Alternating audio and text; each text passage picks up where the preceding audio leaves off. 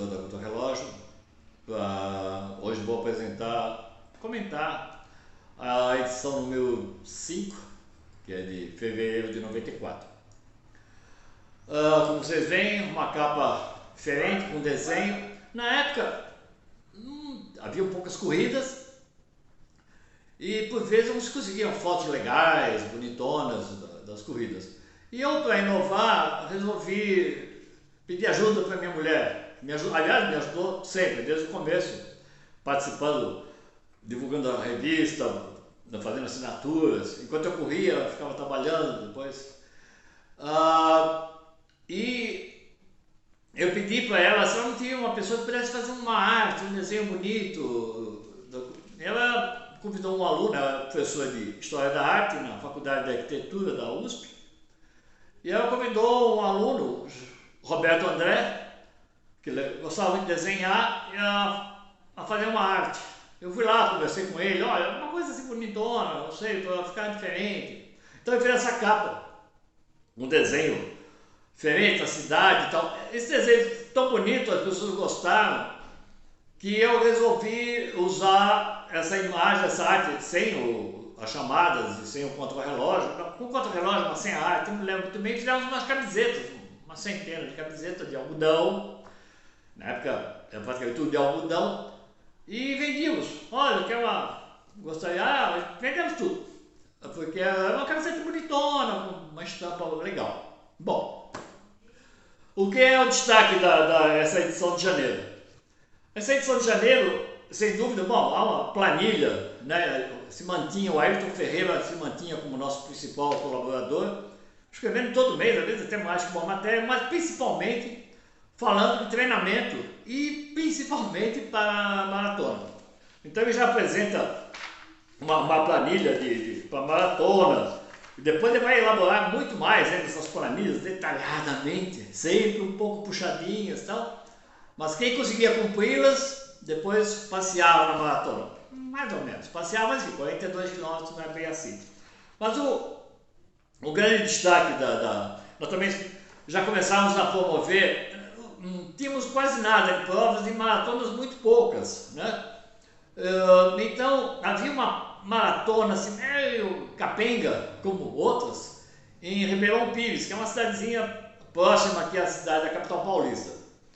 E ela ia fazer mais de uma edição. Eu conheci o organizador, que chamava Eli Lazari, e resolvi dar uma força para ele, porque é uma prova modesta, percurso não aferido, e uma estrutura capenga assim. Então, continuando, a Maratona de Ribeirão Pires vai ser abordada no ano que vem, lógico. Mas enfim, o ranking então era feito de forma direta, não havia separação nenhuma. Nesse ranking eu já entrei pelo meu resultado na Maratona de Blumenau, aquela que o ônibus da equipe se perdeu, e eu fui lá para fazer sub-3 e faria. Se não tivesse acontecido a tragédia do ônibus de chegar atrasado para a largada, na época que não havia chip, então largou, quem chegou depois já está correndo tempo. Aí eu completei, enfim, depois até olhando o ranking, desse primeiro ranking, que eu saí em 564 do geral masculino, porque não havia separação por faixa etária. Isso vai acontecer no ano seguinte, que passa a ser a marca do ranking feito pela Contrarrelógio, elaborada pela Contrarrelógio, dividido por faixas etárias, que é uma forma de valorizar. Enfim, eu não posso me comparar com um atleta de elite ou com um garoto de 30 anos, 25 anos. Quer dizer, uma pessoa de 60. Enfim, dividimos por faixa etária e, obviamente, por sexo, né? Então eu entrei no ranking, o primeiro ranking feito pela revista, pelo meu resultado, que me irritou, óbvio, porque eu estava muito bem condicionado, de 3 horas e 7 em Blumenau, que na época já era a maratona mais desejada, que era parecida com Nova York. Parecida porque saía da cidade e ia até lá, nos arredores, no caso Itajaí, perto de Itajaí, e vinha para cá. Parecido com Nova York, que também se sai de ônibus, agora também ônibus e balsa, e vai até um subúrbio, digamos assim, que é State Island, e vem até Manhattan. Mas, inclusive, eu me animei a participar da Maratona de Blumenau porque disseram que era a melhor. E quando eu fui, na primeira e na segunda, a mesma coisa, eu fiquei abismado com a falta de estrutura. Não havia nada na largada. Era perto de um terminal de ônibus, ou uma garagem de ônibus. E não havia banheiro algum, nada, zero. Isso para mim foi assim, já desde cara, que não só fiquei irritado com o meu resultado, causado pelo ônibus que se atrasou da equipe, tal, como ainda eu ficava irritado com aquela falta de estrutura, que era considerada a melhorzinha das nossas maratonas, de percurso que depois eu descobri que não era bem aferido, mas enfim.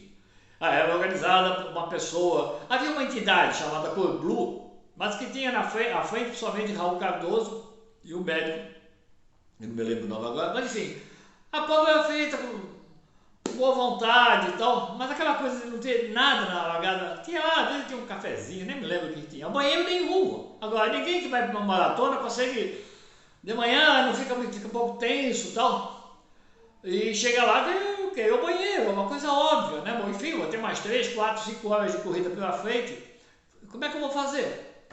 Então isso desde sempre me irritou, inclusive, eu sempre falo que em Blumenau surgiu a contra-relógio, sem dúvida.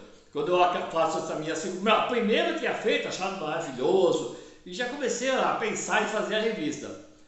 Mas quando eu vou a Blumenau, para o meu sub-3, e não consigo por causa do ônibus, aí eu cheguei muito irritado, e mais uma vez vendo aquela não estrutura de largada lá, eu achei uma falta de respeito para os participantes, uma desvalorização total da gente. Lembre-se que a maior parte das pessoas que participavam de corridas, e principalmente em maratonas, eram todos corredores dedicados, podiam ter grandes tempos, mas treinavam muito, era tudo magrinho, era uma coisa incrível. Então essas pessoas, já geralmente maltratadas pela vida, eram maltratadas ali também. Isso me tirava do sério. Então, quando eu resolvi lançar a revista, a principal também motivação era assim, como é que pode, esses não sei quantas pessoas tinham, 3, 5, 10, 20 mil pessoas que participavam de corridas, e que não eram respeitadas. Isso para mim é uma coisa, um tapa na cara. Então, essa foi a grande motivação, olha, tentar informá-los, informar sobre as corridas, matérias de nutrição, fisiologia, treinamento, tal. Mas, a base foi sempre, eu vou levantar a bandeira de organizar as corridas no Brasil, de fazer os corredores serem respeitados. E eu consegui, posso dizer, a revista conseguiu, que hoje as corridas são ótimas, tudo bem, os organizadores são de outro nível, ganham dinheiro com a prova, que eu acho correta, tal. Treinadores agora, para tudo quanto é lado, também levanta a sua vida. Isso não existia antes da revista, devia ter uns 10 treinadores no Brasil, com umas equipezinhas, como a própria pessoa que me orientou no começo, que era uma equipe com 30 pessoas, não tinha camiseta, não tinha nada. Se reunia num lugarzinho, não participava de nenhuma corrida, no meu caso participava de uma corrida por ano, que era a Maratona de Blumenau.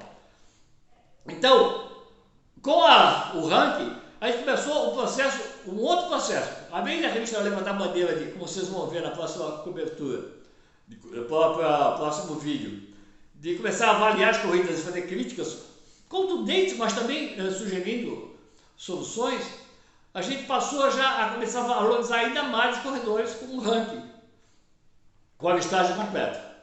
Na próxima edição, nós vamos abordar a edição então de março, onde já vamos começar a listagem do ranking, ela, apesar de não ser tão grande assim, com 2.500 pessoas, a gente publicou em 3 partes para não ficar também outra listagem, a gente já vinha numa listagem completa da São Silvestre, então a gente publicou em fevereiro, março e abril, tá bom? Um abraço.